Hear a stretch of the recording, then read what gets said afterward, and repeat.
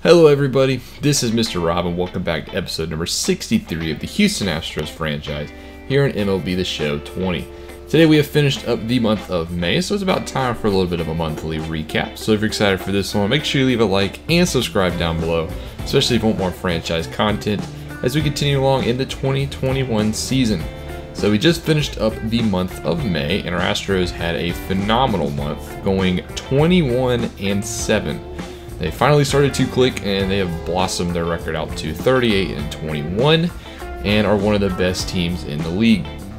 AAA Round Rock Express, they went 14-16, so they fell off a little bit. And then speaking of falling off, our AA Corpus Christi Hooks sit at 24-26 and they went 10-19 in the month of May. So not the best month for our minor league clubs, but our major league clubs have been doing very, very well.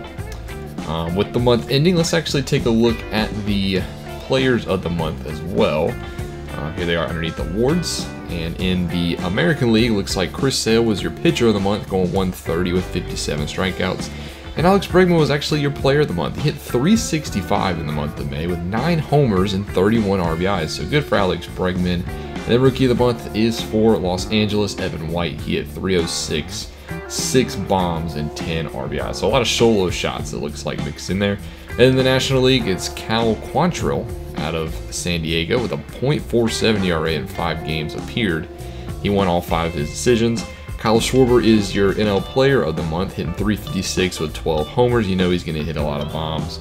And then Wilson Contreras is your Rookie of the Month for the Atlanta Braves, 348, 1 homer, and 6 RBIs. So look at the standings. Good though to see Alex Bregman, their Player of the Month.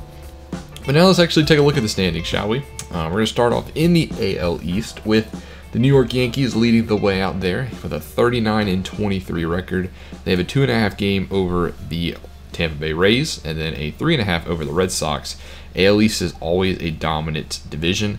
And the Orioles, despite the big Mookie Betts signing, haven't really turned around their fortunes yet. They sit at 21-41.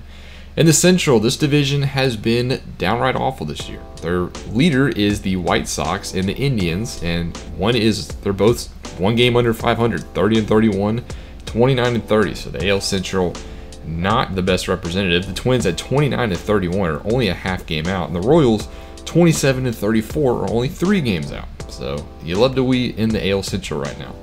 Our Astros lead the AL West 38-21, a game and a half over the defending World Series champion Athletics, who are 38-24. They have been hot on our tails all season. We finally passed them in the standings. And then wild card is the Athletics and the Rays sitting there, followed by the Red Sox, who are 1 out, and the Angels, who are 31-35 out.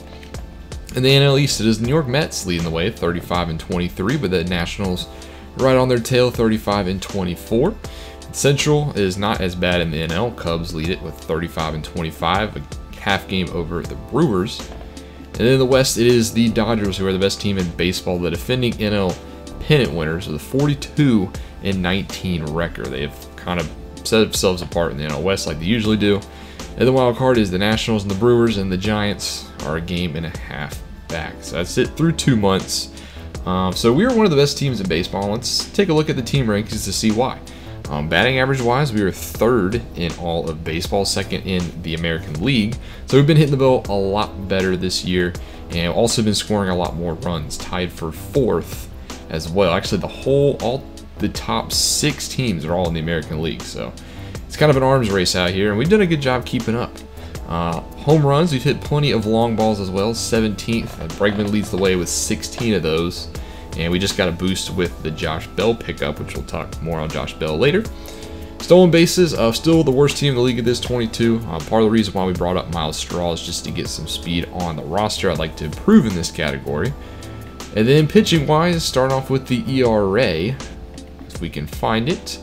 We are a little bit lower than we used to be. We're 17th in ERA with a 3.85 team ERA.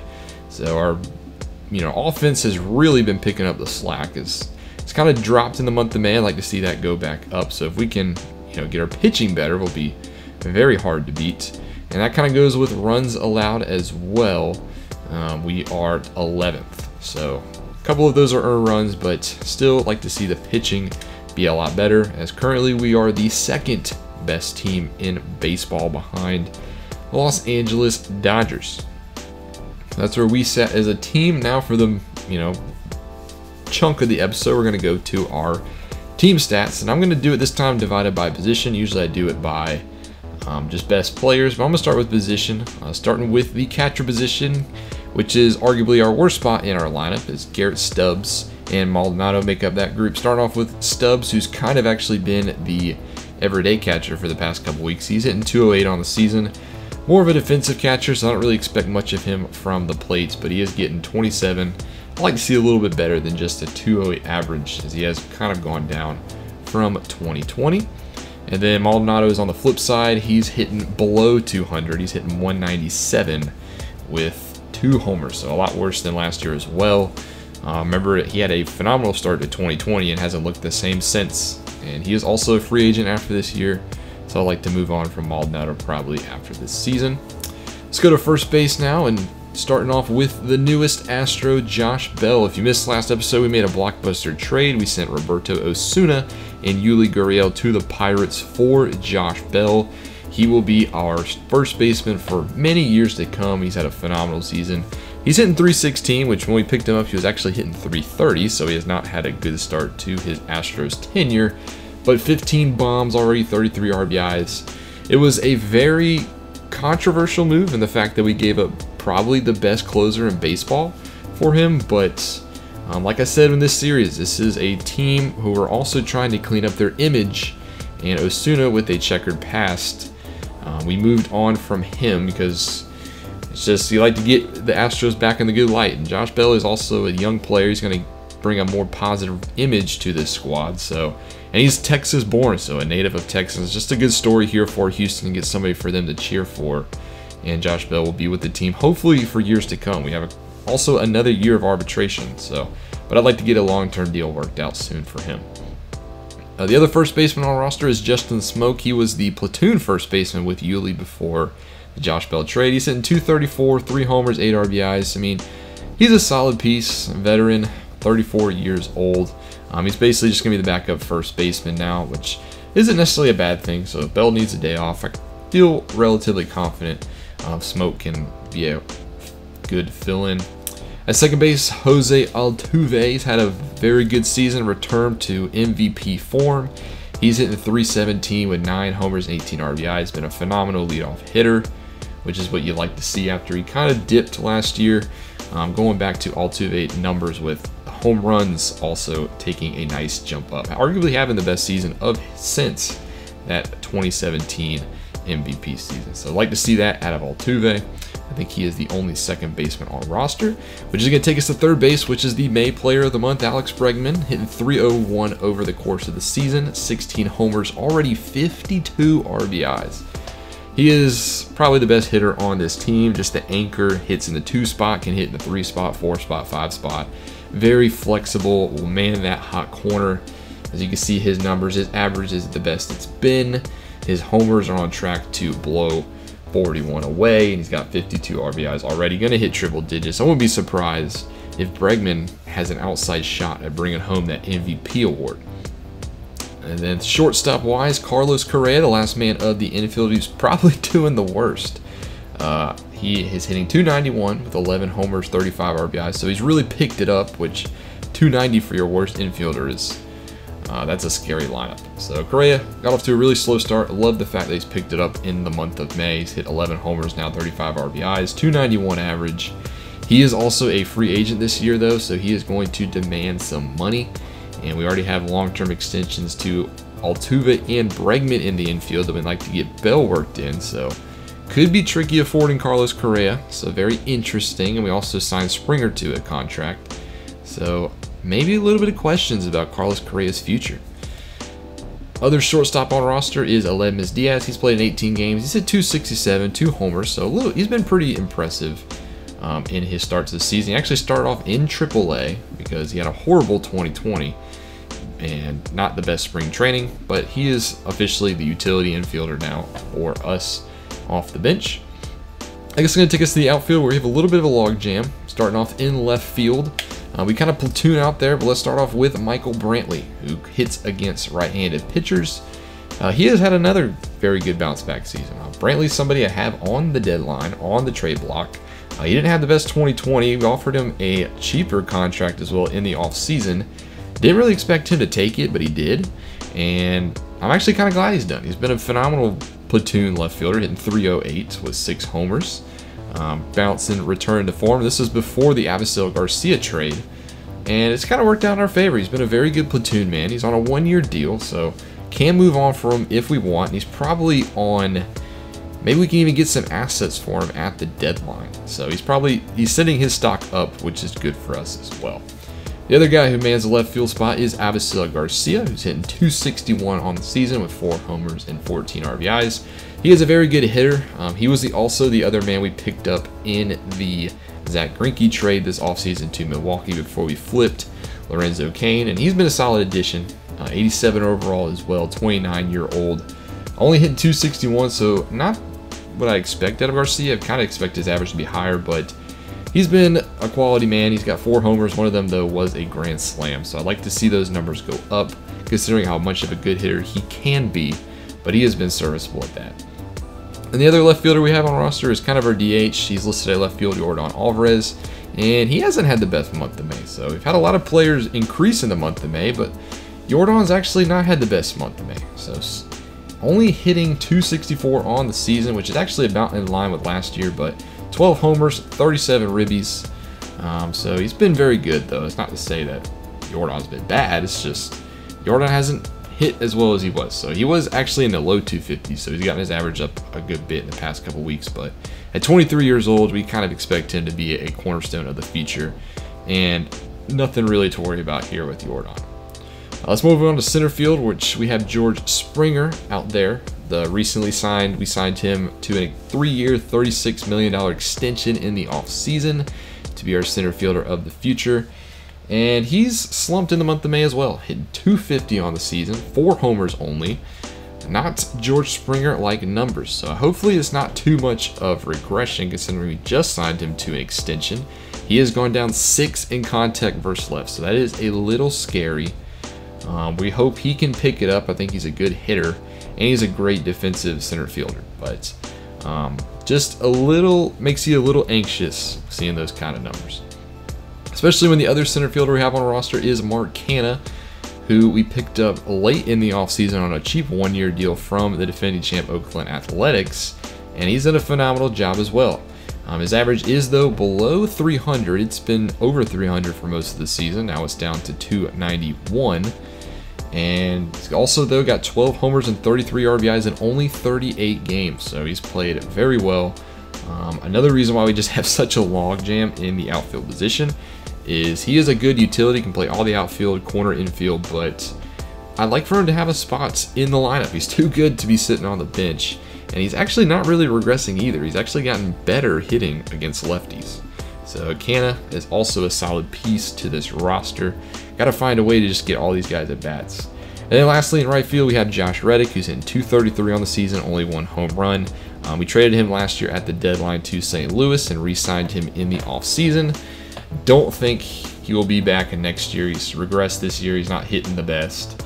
He just had a good stint in St. Louis in those last 2 months of the season, so I thought comfortable bringing him back on a $2.5 million deal.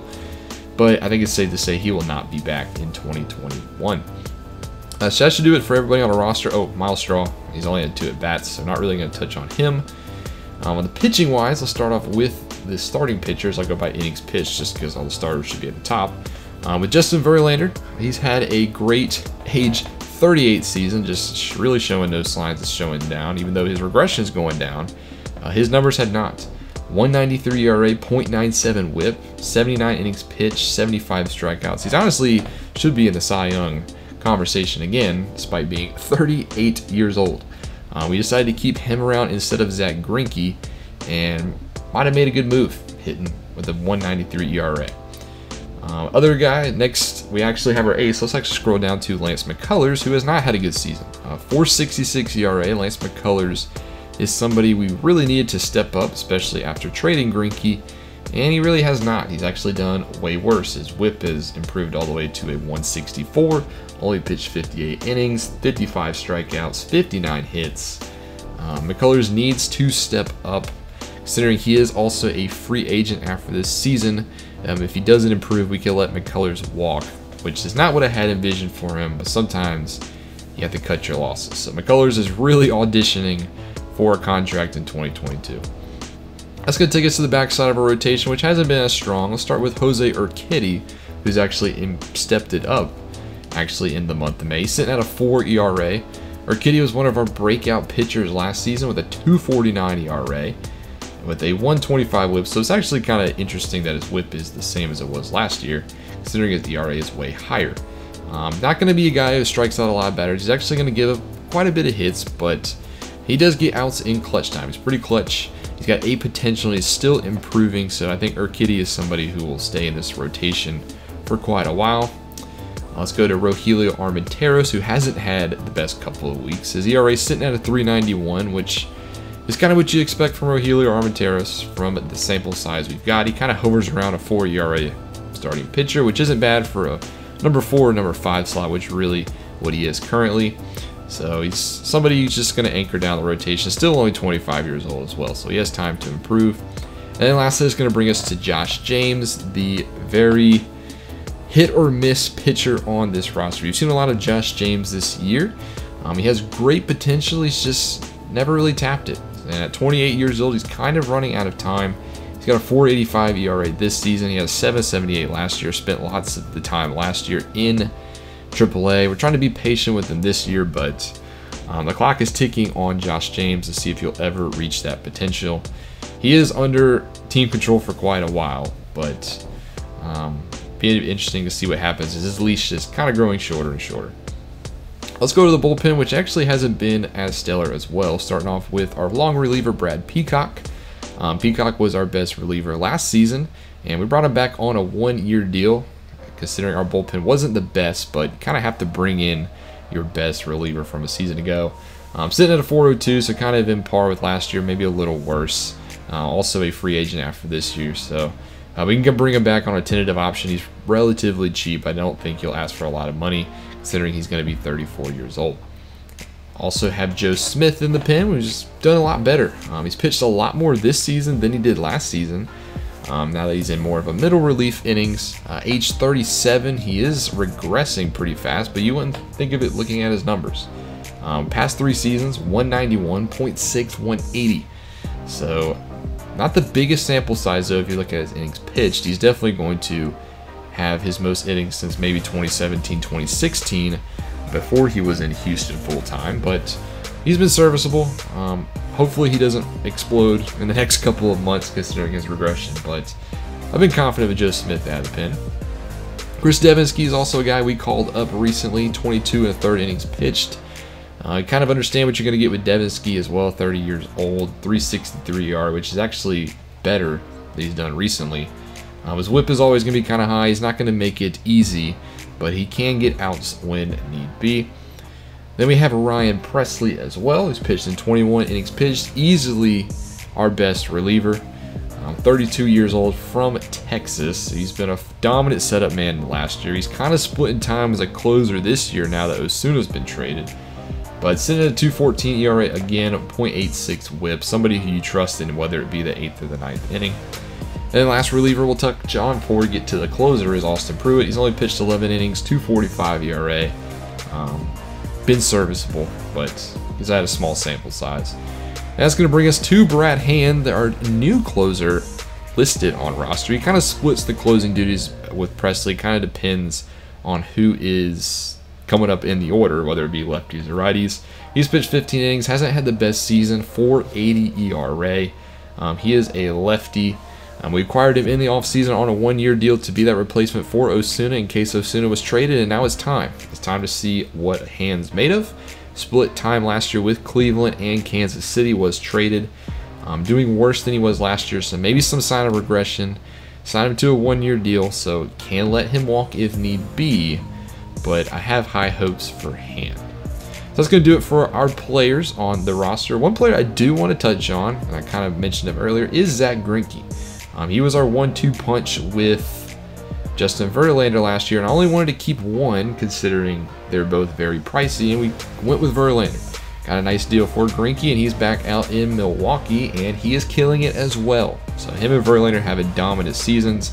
That would have been a very nice 1-2 punch to have in our rotation this year, but they would have combined probably around $70 million for just 2 of them. So we made the deal. We shipped Greinke, and he's killing it back out in his second stint in Milwaukee. He's also really not showing signs of slowing down at age 37. But as you can see, he cost $34.5 million. So I wasn't really willing to pay that. Got some assets and was able to turn that contract into a Springer contract and maybe Correa down the line. But he's doing very good in Milwaukee. He should be in the NL Cy Young Award conversation as well, which would be kind of cool to see Verlander and Greinke get it if they both got it. But that's actually going to do it. I think all I have for today. I won't really touch on league leaders this month. Still early in the season, and we'll look at All-Star voting at the end of June. But that's going to bring us to the end of May. Next episode will be the draft, as I'll simulate the next couple of games, and after I simulate this next game, it'll be time for the draft. So that'll be next episode. Hope you guys enjoyed this little recap. Thank you guys so much for watching. Make sure to leave a like and subscribe down below, especially if you want more franchise content. Your support is always appreciated. This is Mr. Rob, and I'll see you in the next one.